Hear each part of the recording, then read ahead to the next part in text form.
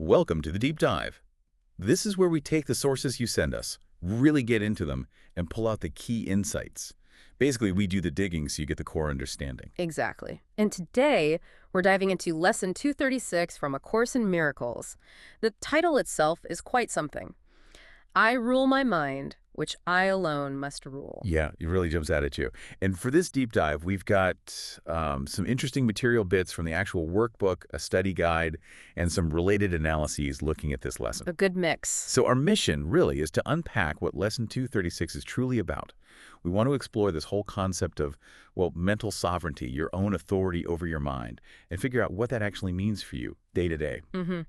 And the central idea here, the real hook, is this bold statement that you, nobody else, have the ultimate authority over your thoughts, your perceptions. Right. And our sources are pretty clear. This isn't just, a nice philosophical thought. It can actually fundamentally shift how you experience, well, everything, your reality. Okay, let's zero in on that core statement then. I rule my mind, which I alone must rule.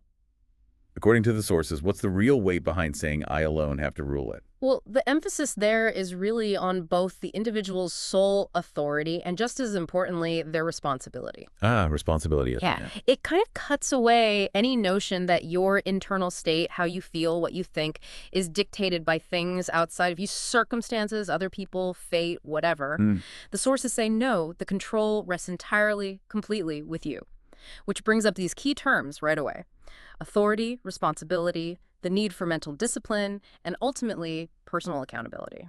And I know this ties into a bigger idea in A Course in Miracles about the mind itself, isn't it? That it's not just passively taking things in. Precisely. The sources describe the mind as incredibly powerful. It's not just receiving information, it's presented as the actual creator of our experiences. Wow, okay, creator. Yeah, that's a core concept. Your reality, the way you experience the world, isn't some fixed objective thing out there. It's more like a projection. Yeah. Your thoughts, your choices, they are actively shaping reality through thought. They act like a filter, Like a lens. Exactly, like a lens. They shape your perceptions, and that directly influences how you feel, how you react, how you experience everything. What you see is, in a very real sense, determined by your internal state. So if my thoughts are literally shaping my reality, then realizing I'm the one ruling my mind, that must mean I can actually change my experience, like significantly. It absolutely does. That's the implication. Our sources really highlight that once you recognize and start to consciously use this control over your thoughts, it opens the door for a huge shifting perceptions. From what to what, typically? Well, the sources suggest that the sort of default setting for an unruled mind left to its own devices is often fear. Fear. Yeah, fear of all sorts, lack, loss, judgment, you name it.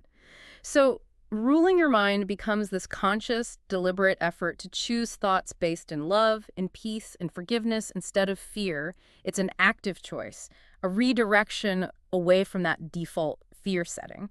It's about rejecting those fear-based ego scripts that run automatically. And that loops right back to personal accountability, doesn't it? If I'm the only one in charge of my mind. Then you're the one accountable. Right. Accountable for the thoughts I'm choosing, the perceptions I'm cultivating, and, well, the kind of world that seems to arise from that inner landscape. No pointing fingers. Exactly.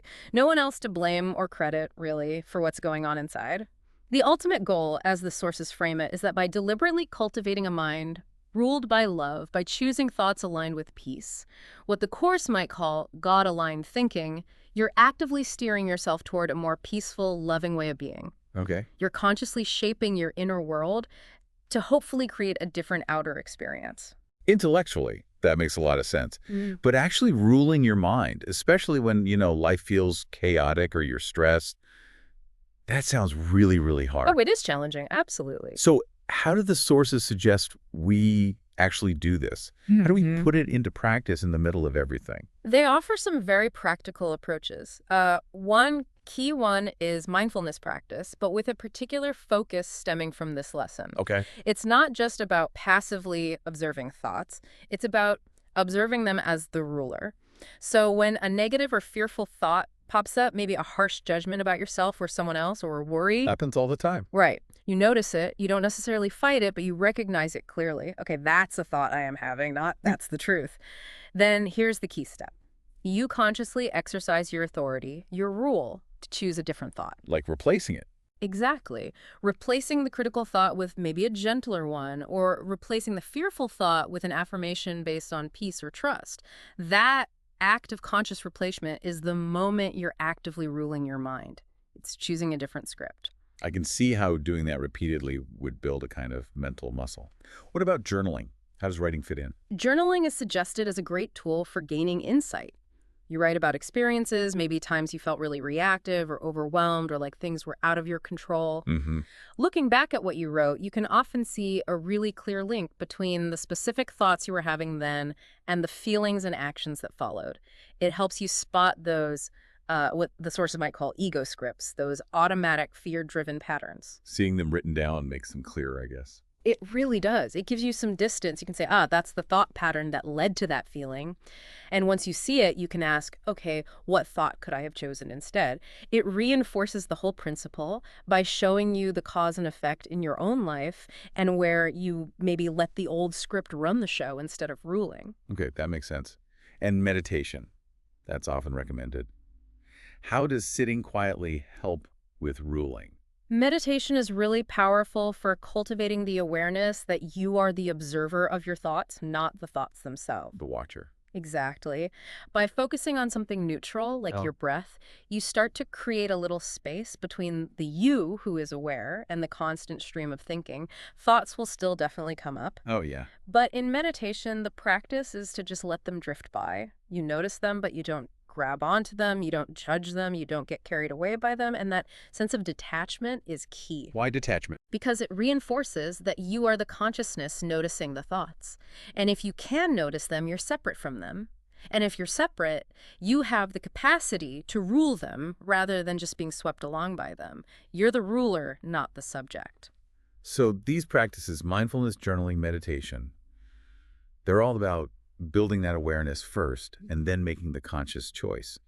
Are there specific exercises mentioned just to reinforce the main idea? Yeah, the sources do mention some simple, direct techniques, like using a daily affirmation. Sure. Just creating a simple statement for yourself, something like, I am the ruler of my mind, and today I choose thoughts of peace and love. And repeating that consciously throughout your day. It's like actively programming your mind, asserting your authority over old habits. Kind of setting the intention repeatedly. Precisely. And another one is visualization.